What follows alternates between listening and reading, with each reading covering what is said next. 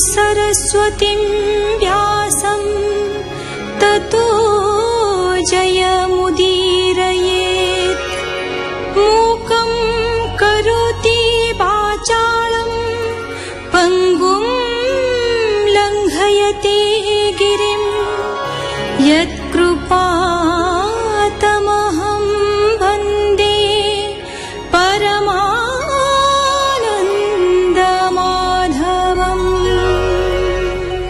ସୁରା ପ୍ରମତ୍ତ ଯଦୁଗଣ ପରସ୍ପର ମଧ୍ୟରେ ଯୁଦ୍ଧ କରି ମୃତ୍ୟୁ ମୁଖରେ ପଡ଼ିବାକୁ ଲାଗିଲେ। ଅବଶେଷରେ ଅସ୍ତ୍ରଶସ୍ତ୍ର ବିନଷ୍ଟ ହେବାରୁ ସମୁଦ୍ର ତୀରସ୍ଥ ଦୀର୍ଘ ସୁତୀକ୍ଷ୍ଣ ଏରକା ନାମକ ତୃଣ ବିଶେଷ ଧରି ପରସ୍ପରକୁ ଆକ୍ରମଣ କଲେ। ଏହିପରି ଭାବରେ ଅଭୂତପୂର୍ବ ଉପାୟରେ ସମଗ୍ର ଯଦୁବଂଶର ନିଧନ ସଂଗଠିତ ହେଲା। ଅବଶିଷ୍ଟ ରହିଲେ କୃଷ୍ଣ ବଳରାମ। ବଳରାମ ଯୋଗମାର୍ଗ ଅବଲମ୍ବନ କରି ସମୁଦ୍ର ତୀରରେ ଦେହତ୍ୟାଗ କଲେ। ଶ୍ରୀକୃଷ୍ଣ ନୀରବରେ ନିକଟସ୍ଥ ଅଶ୍ୱସ୍ଥ ବୃକ୍ଷ ମୂଳରେ ଚତୁର୍ଭୁଜ ରୂପ ଧାରଣ କରି ବାମ ପଦ ଦକ୍ଷିଣ ଜାନୁ ଉପରେ ସ୍ଥାପନ କରି ବସିଲେ। ଏପରି ସମୟରେ ଜାରାଶବର ମୂଷଳର ଚୂର୍ଣ୍ଣାବଶିଷ୍ଟ ଲୌହଖଣ୍ଡ ଦ୍ୱାରା ବାଣ ନିର୍ମାଣ କରି ସେଠାରେ ଉପସ୍ଥିତ ହେଲା ଏବଂ ଶ୍ରୀକୃଷ୍ଣଙ୍କ ଚରଣକୁ ମୃଗର କର୍ଣ୍ଣ ମନେ କରି ସ୍ୱରବିଦ୍ଧ କଲା। ଭଗବାନ ବାଚ ମୋହର ବାଞ୍ଛିତ ଏ କର୍ମ ଯାରା ନ କର ମତି ଭ୍ରମ। ମୋର ବଚନେ ତୁ ନିର୍ମଳ ଏହି ଶରୀରେ ସ୍ୱର୍ଗେ ଚଳ। କୃଷ୍ଣର ଆଜ୍ଞା ପାଇବେ गे ଗାଧ ଚଳିଲା ସ୍ୱର୍ଗ ମାର୍ଗେ। ଯାରା ସବର ସ୍ୱର୍ଗେ ଯାନ୍ତେ ପଥେ ମିଳିଲା ଦିବ୍ୟ ରଥେ। କିୟ ବା ଦେବା ପଟାନ୍ତର ଗଞ୍ଜଇ ଚନ୍ଦ୍ର ଦିବାକର। ଦେଖି ସବର ତୋ ସମନେ ତକ୍ଷଣେ ବସିଲା ବିମାନେ।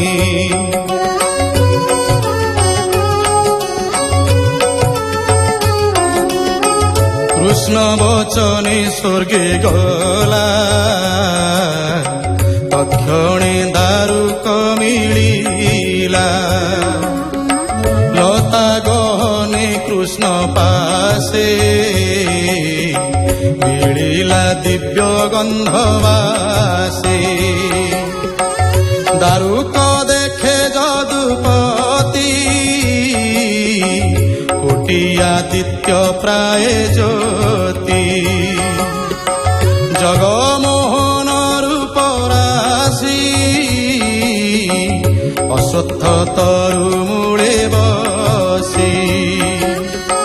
ଦାରୁକ ରୋମାଞ୍ଚ ଶରୀର ପ୍ରେମେ ନୟନୁ ବହେ ନୀର।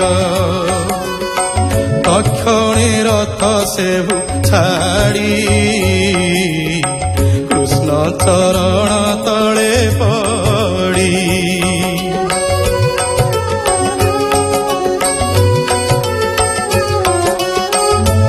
କୃଷ୍ଣ ଜୀବନ ମୋହର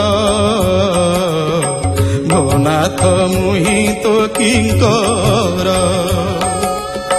ବିକଳେ କାନ୍ଦେ ଉଚ୍ଚ ତୁଣ୍ଡେ କର ଯୁଗଳ ତାଡ଼ି ମୁଣ୍ଡେ। ଭୋନାଥ ଛାଡ଼ି ମୋତେ ଦୟା କିମ୍ପାନ୍ ଦେଖାଉ ଏଡ଼େ ମାୟା। ନୟନ ନାହିଁ ମୋ ଶରୀରେ ଆଜ ପଡ଼ିଲି ତମ ଘୋରେ। ନଦୀ ସେ ଦଶ ଦିଶ ମୋତେ ତୋର ଚରଣ ଶସ୍ତ୍ରାଘାତେ। ତୋତେ ନ ଦେଖି ଦାମୋଦର ଜୀବନ ନଥିବ କି ମୋର।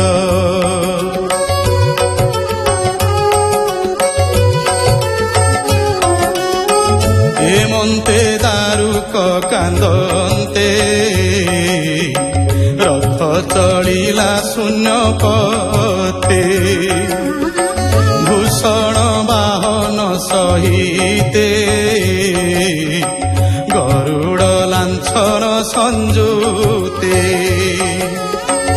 କୋଟିଏ ସୂର୍ଯ୍ୟ ପ୍ରାୟ ଦିଶି ଗଗନ ମାର୍ଗେ ଗଲା ପଶି। ତାହାର ପଛେ ଶସ୍ତ୍ର ଗଣେ ତକ୍ଷଣେ ଗମିଲେ ଗଗନେ।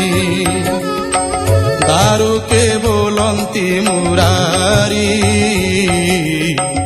ଦ୍ୱାରକା ଯାଅ ବେଗ କରି। ତାତ ଜନନୀଙ୍କର ଆଗେ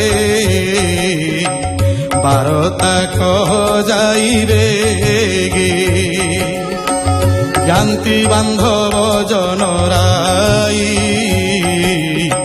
মোতাত জননী বসাই।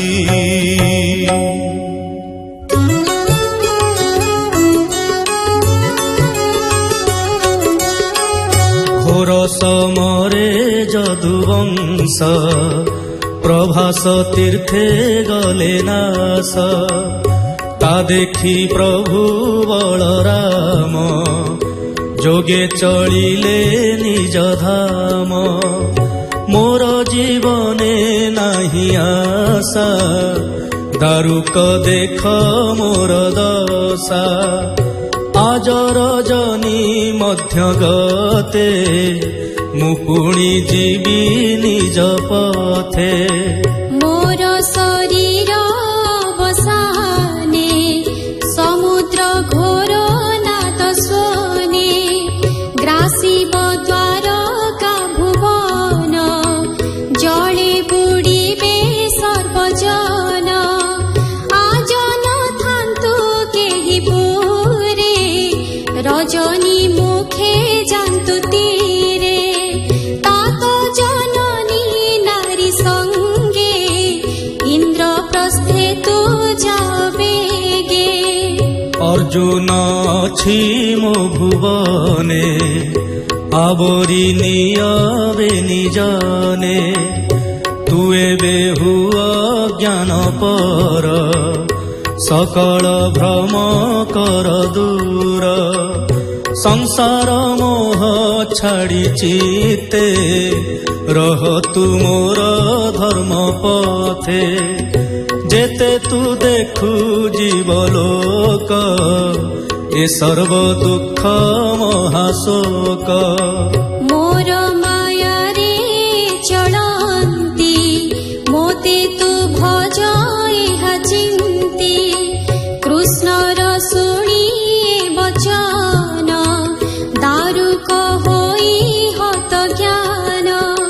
কৃষ্ণ চরণে শির দেই নমিলা দণ্ড প্রায় হই।